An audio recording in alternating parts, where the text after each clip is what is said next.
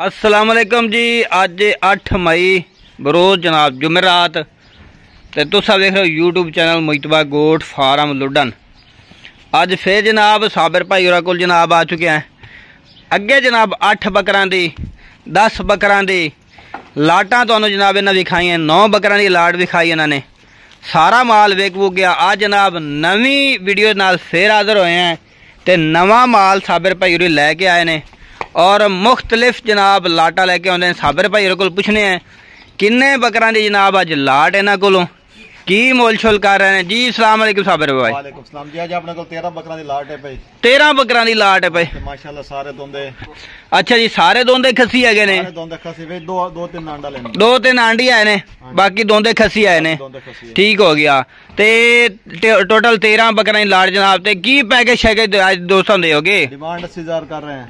अच्छा पैकेज दियो, पैकेज जनाब 75 पैकेज दियो। 13 दे 13 कट्ठे पैसे कोई लवेगा तो 70,000 फाइनल। हाँ, अगर कोई 1-2 लवेगा तो रेट अलग है। जिम्मे बड़े बकरे होते हैं कोई चौक ते लवेगा फिर उन्होंने रेट अलग अलग है। 60-65 kg वाले खड़े हैं। 60-65 किलो वाले भी खड़े ने।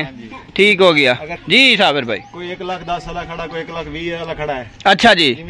माशाल्लाह बकरा खलोता है 1,20,000 लाख खलोता है 1,15,000 लाख, 1,20,000 वाला खड़ा है। अच्छा कुछ यानी कि लाख वाले भी खड़े ने, 1,10 वाले भी खड़े ने।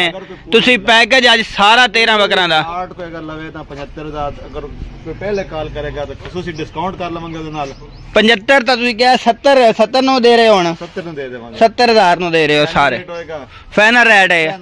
लोकेशन दस दियो, नंबर शेयर कर। लुडन शहर जिला विहाड़ी। अच्छा जी। राब्ता नंबर 0312। ठीक है 1692 037। माशाल्लाह बकरे चंगे मोटे बकरे इन पे। बकरे जनाब साबिर भाई टोर के दिखाओ, सारे ले आओ इधर।